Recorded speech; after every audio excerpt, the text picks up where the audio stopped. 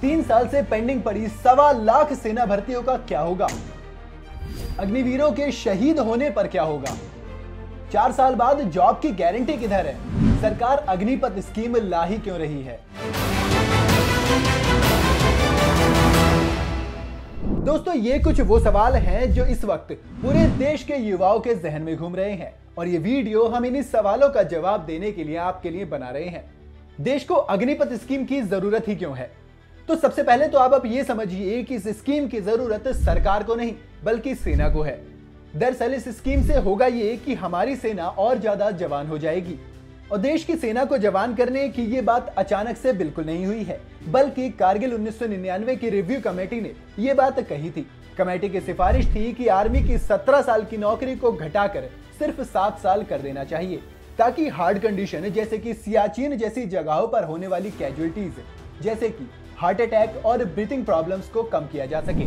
इसके साथ ही आने वाले समय में लड़ाइयां रिमोट कंट्रोल टैंक्स और ड्रोन्स के हिसाब से लड़ी जाएंगी। हमें आगे टेक सेवी सोल्जर्स की जरूरत होगी और टेक सेवी हमारा यूथ आज है ही, क्योंकि आजकल का बच्चा मोबाइल फोन के साथ पैदा होता है। इस बात से तो हम सब वाकिफ हैं। क्या है अग्निपथ स्कीम? तो बेसिकली ये वो स्कीम है जिसके तहत सरकार टेम्परेरी तौर पर अनएम्प्लॉयमेंट के मुद्दे से निपटना चाहती है। इस स्कीम के तहत 4 साल के लिए जवानों को तीनों सेनाओं में भर्ती किया जाएगा और ये जवान अग्निवीर कहलाएंगे। अग्निपथ का मौजूदा एम 46,000 जवानों को भर्ती करना है, जिसे आगे चलकर बढ़ा दिया जाएगा। 4 साल बाद इनमें से 34,000 को रिटायर कर दिया जाएगा, जिन्हें रिटायर होने पर 11.71 लाख रुपए दिए जाएंगे और बचे हुए 25% को सेना में परमानेंट कर दिया जाएगा।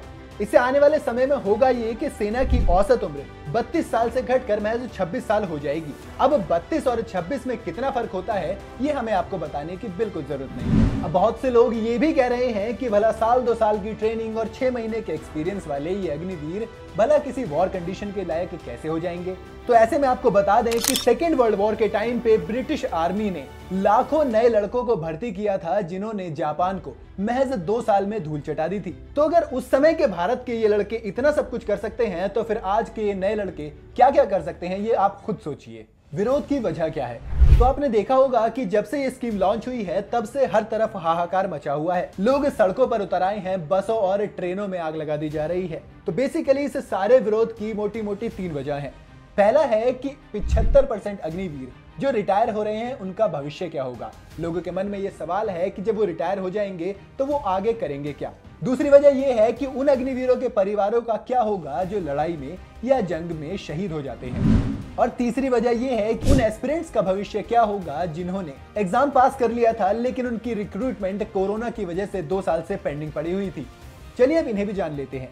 तो सबसे पहले अगर उन 75% अग्निवीरों की बात करें जो सेना से 4 साल बाद रिटायर हो रहे हैं, तो उन्हें रक्षा मंत्रालय से लेकर गृह मंत्रालय, असम राइफल से लेकर सीआरपीएफ, पुलिस फोर्सेस जैसी फोर्सेस में प्रायोरिटी और आरक्षण मिलने की बात कही जा रही है।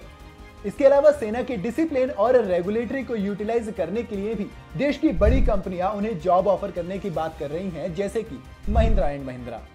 अब आप में से बहुत से लोग ये भी कह सकते हैं कि भाई जिस जवान को सेना ने नहीं रखा उसे भला कोई कंपनी क्यों रखेगी? तो कोई भी कंपनी उन जवानों को जॉब इसलिए देगी क्योंकि इन जवानों को सेना सिर्फ बॉर्डर पर रहना नहीं सिखाएगी, बल्कि उन्हें एडवांस वेपन्स की ट्रेनिंग, टैंक्स, ड्रोन और रेडार जैसी चीजों की ट्रेनिंग दी जाएगी। नेवी और एयरफोर्स भी इन जवानों को इसी तरह की ट्रेनिंग देंगे। इसके साथ ही सेना इन्हें ब्रिजिंग कोर्सेज भी कराएगी जो कि आगे चलकर इंडस्ट्रियल गैप को फिल करेंगे। तो ऐसे में अग्निपथ एक वो स्कीम है जिससे कि देश के इंडस्ट्रियल सेक्टर की ग्रोथ होगी और बड़े लेवल पर मैन्युफैक्चरिंग कंपनियां इस देश में इन्वेस्ट करेंगी। अब आते हैं उस सवाल पर कि अगर कोई अग्निवीर ड्यूटी के दौरान शहीद हो जाता है तो उसके परिवार का क्या होगा, क्योंकि कोई पेंशन की स्कीम तो है ही नहीं। तो ऐसे में आपको ये समझ लेना चाहिए कि सरकार उस शहीद जवान के परिवार को 1 करोड़ रुपए देगी, जो कि उसकी जान की बराबर तो नहीं है, लेकिन हाँ, ये उसके परिवार के भविष्य के लिए फायदेमंद जरूर साबित होंगे। अब आप यहाँ पर एक बात और ये समझ लीजिए कि जिन 2 साल से पेंडिंग पड़ी भर्तियों का विरोध हो रहा है, उनकी भर्ती भी अब अग्निपथ स्कीम के तहत ही की जाएगी। सरकार ये स्कीम ला ही क्यों रही है? इन अग्निवीरों को पेंशन स्कीम में ना रखने से गवर्नमेंट को फायदा ये होगा कि वो अपने डिफेंस बजट का एक बड़ा हिस्सा मेक इन इंडिया के तहत हथियार बनाने और देश की सीमाओं को मजबूत करने पर खर्च कर सकेंगे। इसके साथ ही अब नौसेना में इस स्कीम की वजह से महिलाएं सेलर की पोस्ट पर भी नौकरी कर सकेंगी। अब तक वो सिर्फ और सिर्फ ऑफिसर से ही बनती थी। क्या ये स्कीम सच में खराब है? तो सबसे पहले तो अगर हम अमेरिका की ही बात करें, जहां से ये टूर ऑफ ड्यूटी यानी कि अग्निपथ स्कीम का कंसेप्ट आया है, तो अब अमेरिका का ही एक प्राइम एग्जांपल लेते हैं, जो कि वियतनाम वॉर का इतिहास है। अमेरिका इस छोटे से देश से हार गया था क्योंकि उसने यहाँ पर लड़ने के लिए ये टूर ऑफ ड्यूटी यानी कि अग्निपथ सैनिकों को ही भेजा था, जिसमें कि हजारों सैनिक मारे गए थे और पूरी दुनिया में अमेरिका की बहुत बेइज्जती हुई थी। इसलिए इसके बाद अमेरिका ने इस टूर ऑफ ड्यूटी कॉन्सेप्ट को कम करके वॉलंटरी सैनिकों यानी कि नॉर्मल सैनिकों को ही वापस बढ़ा लिया था। इसके साथ ही अगर हम बाकी देशों की बात करें तो वहां पर टूर ऑफ ड्यूटी के लिए पुलिस और पैरा फोर्सेस से ऑफिसर्स लिए जाते हैं, जो कि अपनी इस पोजीशन पर बहुत अच्छा परफॉर्म कर रहे होते हैं। इसलिए उन्हें सेना में 3 या 4 साल के लिए लिया जाता है। इसके बाद उन्हें वापस उसी पोजीशन पर भेज दिया जाता है, जिससे होता ये है कि ना तो कोई जॉब क्रिएट होती है और ना ही कोई वैकेंसी। अब वहीं अगर हम भारत की बात करें तो भारत ने ये मॉडल अपनाया तो है, लेकिन बिल्कुल ही उल्टे तरीके से, और सरकार के क्लियर न होने की वजह से सेना अधिकारियों को भी इस मामले में कूदना पड़ गया है, जिसकी वजह से स्टेट वर्सेस यूथ हो गया है। लोगों ने सवाल खड़े कर दिए हैं और विरोध अपने चरम पर पहुंच गया है। अब अगर हम विरोध प्रदर्शन करने वाले लोगों की बात करें तो उनका ये तरीका बिल्कुल गलत है।